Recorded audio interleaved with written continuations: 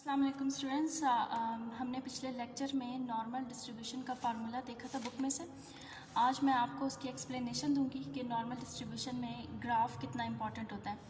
Graph में आपके पास एक सिमेट्रिकल शेप आती है। सिमेट्रिकल का मतलब है कि जब आप उसे सेंटर से कट करेंगे तो वो दो इक्वल पार्ट्स में यानी एक दूसरे का मिरर होगा, यानी कि इक्वल होंगे दोनों तरफ से। ठीक है, जब हम एक्स एक्सिस की बात करते हैं, एक्स एक्सिस और वाई एक्सिस जैसा कि आपने मैथ्स में पढ़ा होगा, ठीक है, जब एक्स एक्सिस पर हम होते हैं तो वहाँ पर जो मीन है वो म्यू कहलाता है और जो वेरिएंस है इसका कोई भी सिग्मा कहलाता है। ठीक है, सिग्मा दैट इज़ वेरिएंस, आपने फर्स्ट ईयर में पढ़ा हुआ है। जब आप स्टैंडर्ड फॉर्म में जाते हैं तो यहाँ पर स्टैंडर्ड नॉर्मल डिस्ट्रीब्यूशन में मीन आपके पास 0 हो जाता है और सिग्मा आपके पास 1 आ जाता है। ठीक है, ये जो फार्मूला है मैंने आपको बुक में से बताया था, ये बुक में आपके मौजूद है, जो कि पिछले लेक्चर में मैंने आपको दिखाया था। इसमें आपको रेंज भी बताई थी मैंने कि -∞ टू +∞ होता है और इसकी जो रेंज है हम यहाँ से लेंगे -∞ टू +∞। ठीक है, यहाँ लिखा जाता है।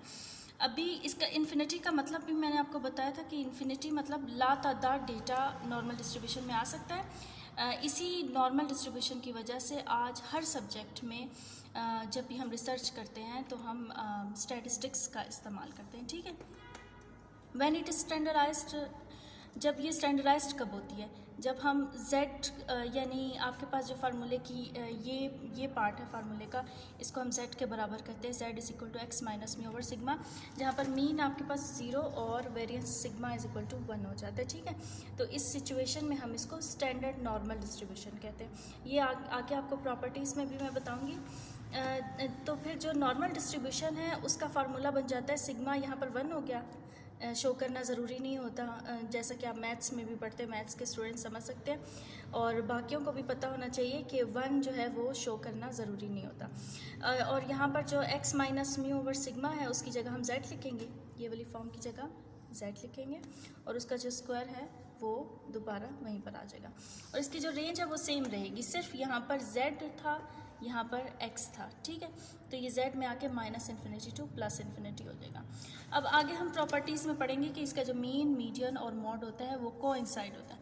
कोइंसाइड का मतलब है कि इक्वल होता है। ठीक है, जो इसका कैलकुलेशन में जो इसका मीन होगा वही इसका मीडियन होगा, वही इसका मॉड होगा। ठीक है, फॉर एग्जांपल मीन 5 है, मीडियन भी 5 होगा और मॉड भी 5 होगा। अभी हम आते हैं प्रॉपर्टीज़ पे। प्रॉपर्टीज़ हैं आपकी सेकेंड ईयर की बुक में पेज नंबर 2 पर। ठीक है, यहाँ पर है properties of the normal distribution. ये बहुत इंपॉर्टेंट प्रॉपर्टीज़ है, आपके पेपर्स में भी आती है, तो आपने इसको इस पर जो है ख़ास कंसंट्रेट करना है और आपकी जो फिलिंग द ब्लैंक्स होती हैं उसमें भी अक्सर इन्हीं में से जो है वो क्वेश्चंस आए होते हैं। तो फर्स्ट है properties of the normal distribution. First है it is symmetrical about ordinate at x is equal to mu. ठीक है, अब सिमेट्रिकल का क्या मतलब है, आपके जहन में 2 सवाल आएंगे, what is symmetrical and what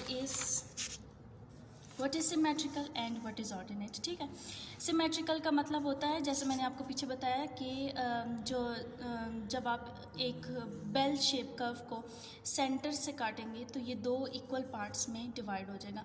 और ऑर्डिनेट का मतलब होता है एक्स एक्सिस, यानी एक्स एक्सिस का जो ऑर्डिनेट होगा वो इसे 2 हिस्सों में डिस्ट्रीब्यूट कर देगा, वो भी इक्वली, इसीलिए x is equal to mu भी लिखा जाता है। ठीक है, अभी नेक्स्ट आपके पास जो नेक्स्ट क्वेश्चन है वो है it means that the central ordinate at x is equal to mu divides the curve into 2 equal parts. ठीक है, समझ आ गई आपको। नेक्स्ट है जो सेकंड प्रॉपर्टी है the arithmetic mean, median and mode coincide. ठीक है, यानी जैसा कि मैंने आपको पीछे बताया, जो मीन, मीडियन और मॉड होंगे वो एक दूसरे के इक्वल आएंगे जब आप कैलकुलेशन में ले जाएंगे। Next is the lower, third है the lower and upper quartiles are equidistant from the mean and are at a distance of 0.6745 sigma. अब यहाँ पर क्वार्टाइल्स का नाम आता है, तो क्वार्टाइल्स जो है वो क्वार्टर, फोर्थ पार्ट को कहते हैं क्वार्टर, ठीक है। और ये आपने फर्स्ट ईयर की बुक में आप पढ़ चुके हैं, और रिवीजन के लिए आप फर्स्ट ईयर की बुक में जाएं। नेक्स्ट है कि इसकी जो वैल्यू क्या होती है 0.6745 सिग्मा, ठीक है।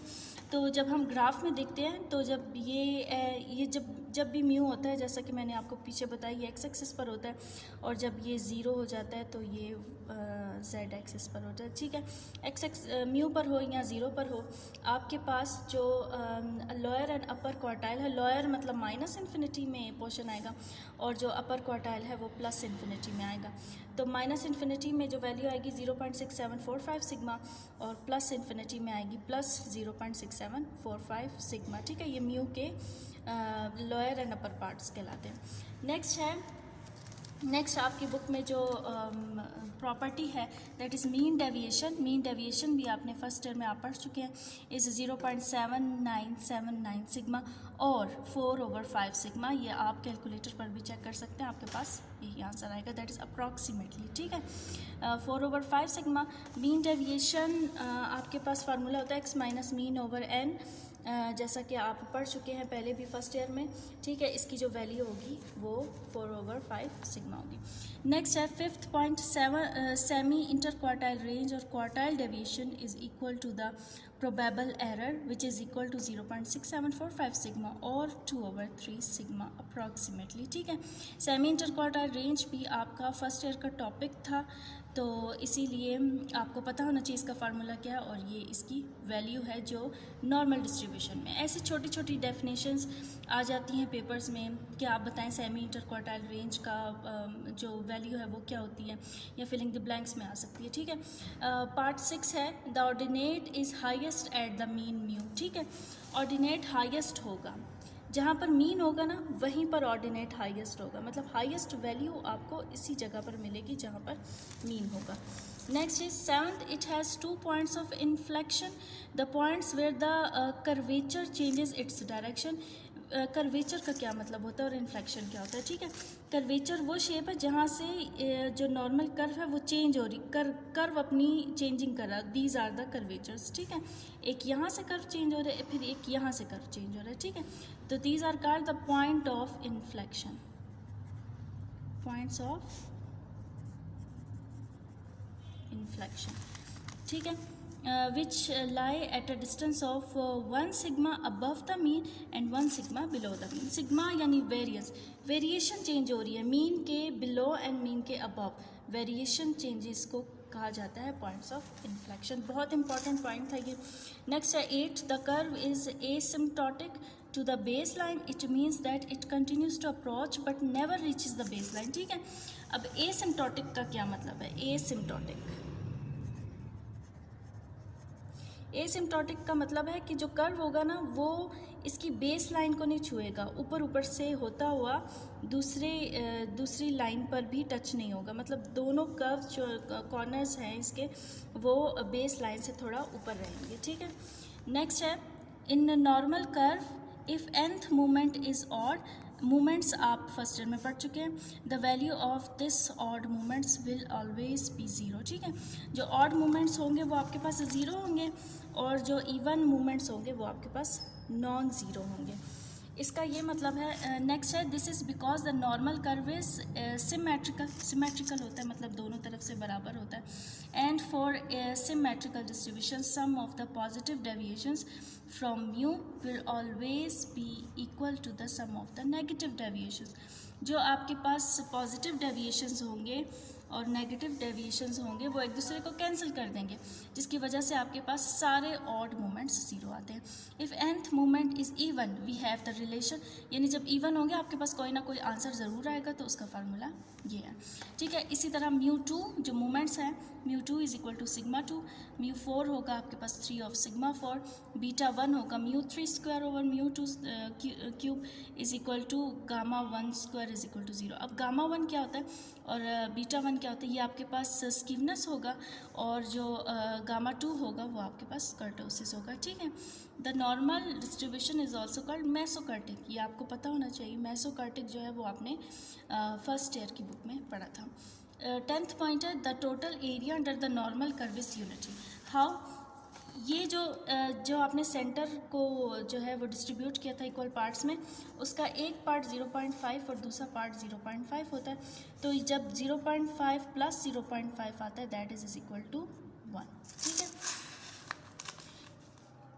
The area properties of the normal distribution दी हुई हैं आपको कुछ। ठीक है, मतलब ये जो है 50% एरिया कवर करता है, mu plus minus 2 sigma 95.45 area cover करता है, और इसी तरह 1% 68.27 और 3 सिग्मा वाला 99.73 सिग्मा कवर करता है। So this is your properties of the normal distribution. Thank you.